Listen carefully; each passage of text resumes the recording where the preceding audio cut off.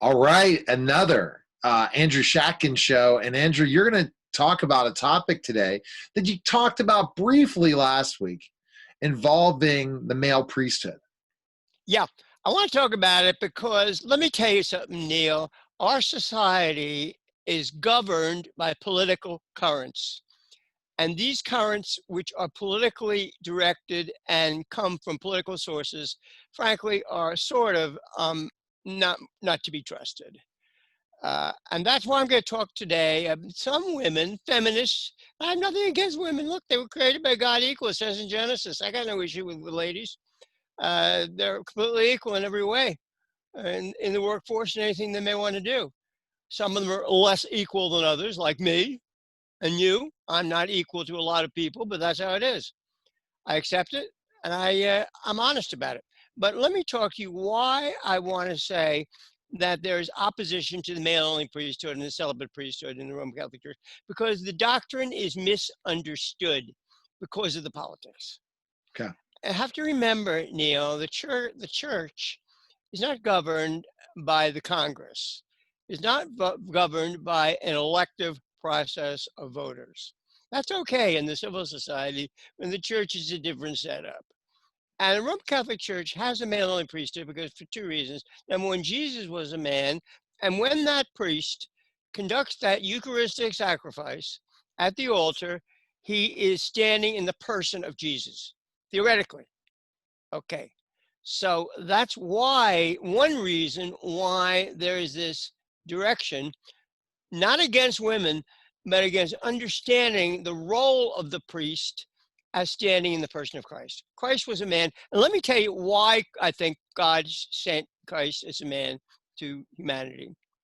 Okay. Because you can't imagine in that society a woman walking around with a bunch of robes.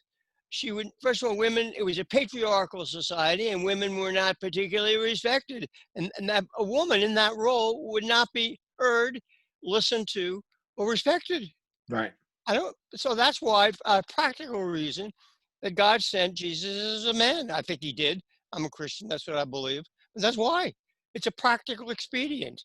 It's the only way the person could function in that system at that time. And maybe even today, if a woman were to start walking around in various neighborhoods in the cities alone, she might not do too well. She had the same problem. So that's one. The second reason is, that's one reason that God, he's conducting a sacrifice in the person of Christ, a man. There is no prejudice against women. It is a theological dogmatic requirement. That's all. It is not against women. And I want to say the second reason why, for this reason, you have to understand that in the world at that time, there were a lot of mother goddesses and temple prostitutes, statues. With all due respect, I respect these religions. I respect everyone. There were statues of half-naked women. Temple prostitution, which was very prevalent in the Near East, was a way of understanding how things came to grow, and they thought they could do it by sex. That's how the harvest came. That's how the rains came, that kind of thing. So that society at that time in the Near East was, many parts of it were structured with mother goddesses and women in sexual roles, worshipped as sexual goddesses.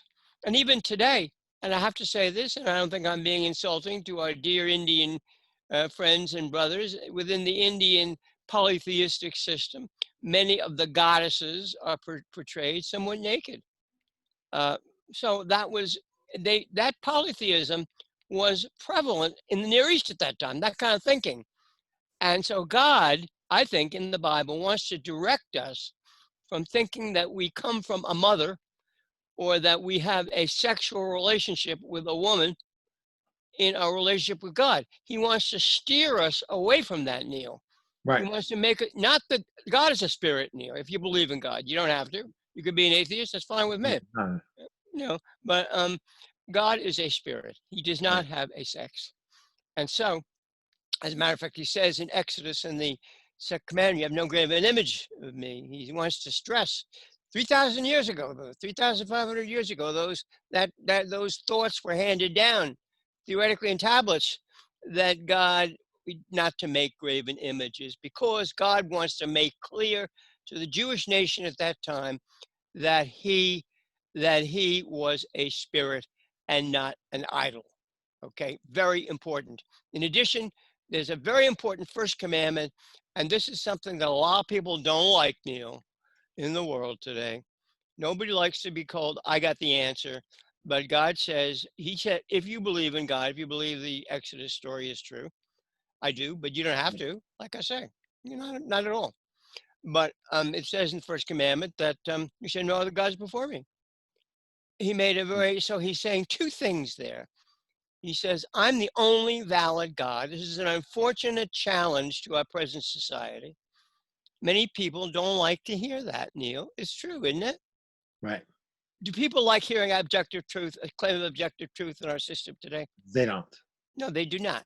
They want to be told they want to be told everything is true, every opinion is valid, everything anybody says is okay. This to me is, frankly, Neil, is nonsense. I don't think, as I said to you in the last show, I don't think I have the intellect of Einstein or Spinoza or a lot of people that have lived before me. I don't have their intellect, and they have much more to say about things than I do. So, I mean, so that's my view of it. I'm not insulting anybody. I'm insulting myself. I'm recognizing the reality of human nature, Right. and the essential inequalities. But I should say, the patriarchal system, which many feminists object to in the Bible, where God portrayed with male attribute, does not mean God is a man, but he's trying to explain to people that he cannot portray himself as a reproductive mother goddess. He wants to, because if we were to worship that kind of God, we would be confusing sexuality with our human nature, with God. God does not have a sex, nor does he is he concerned. I don't think he's concerned with people's sex at all, to tell you the truth. Right. That patriarchal concept, and also follows Christ in time. Christ follows in time. The idea is that God does, it is a mistake to see God possibly not because he doesn't have female attributes as a spirit, but because it's a confusion and it's a mess for people to worship some kind of God with big breasts and genitals, thinking, well, this God gave me life, reproductive life, and I now want to worship him sexually. That would be the confusion, and that's the reason for it. Okay. All right. So looking at all that you've talked about, that's why Yeah, it that is. there should be women in the priesthood. But I you don't say that. I don't say that women should not be in the priesthood. All I say is that there's a reason for men being okay. only. There's a I see. reason for it. I see. The And based on reason the was that historical, but Christ that's is not a what the man, Catholic and Church says or argues why. It's because it's taking the person of Christ, persona Christi. So that's the real reason. yeah, But you're taking why back in that time it wasn't considered to consider a woman in that position that because role. of No, I what. don't think it was. I don't think it was viable. Right. What do you think? But so that's a different argument than a It lot of is a other different arguments. argument, but also a lot of feminists object to the patriarchal concepts in the Bible. They say this is anti-woman, this is backward, but there's a reason for it. There's a very valid reason for it. God does not want us to see him with female physical attributes, with the attribute of reproduction as a mother. He doesn't want that for us to think that, because it's improper. It leads to mistakes. That was the culture at the time in the Near East. Mother goddesses, goddesses with big breasts, this kind of thing. As I say, temple prostitution was extremely prevalent. It was as I say, it was a place where people had sex with some kind of prostitute, I guess. Mhm. And the idea behind it was to have that harvest. Okay. Okay. They connected sexuality with getting enough food. They didn't know what was going on. They had no science. But I'm saying that You gave a good reason that um, that Jesus is conducting the Eucharistic sacrifice as Christ. But That's the I also Catholic gave us Church for the reason, but that is the there are other reason. reasons back in that time period Yeah. that those decisions were made that were not are not talked about in the Catechism of the Catholic Church. Well, the church has the Catholic Church, even Pope Francis, who's seen as a liberal. But I have to say that he simply has come across with a more pastoral approach. He has not changed the essential doctrine of the church. Sure. No, he's not. No, he hasn't. As a matter of fact, they asked him in the Amazon region of the Catholic Church to have unmarried priests. He said no. Yeah, married priests. He said no. He's not changing anything. Gotcha. All right. So our topic for next week, and we'll talk a little bit of right now, is our By the way, I education want to talk system. about one other thing. That is the confusion of the Catholic Church's position on celibacy. It Okay. has its source in biblical revelation.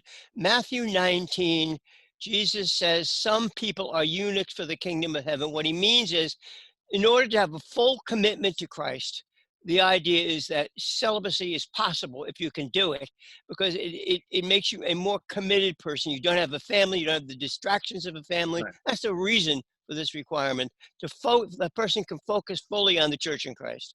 And Paul says the same thing. I wish others could be like me. He was single, he didn't marry, but he said not everybody can do it. But these two people are saying essentially that the celibacy, if the person can do it, and I don't say people should do it if they don't want to.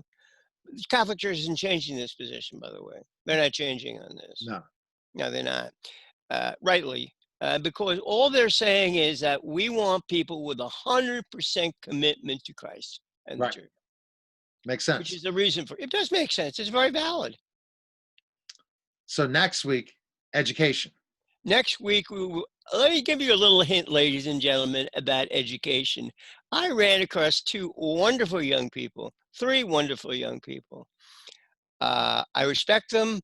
I don't know them, but of course I respect them, as I respect everybody who has different views. They had never heard of John Milton.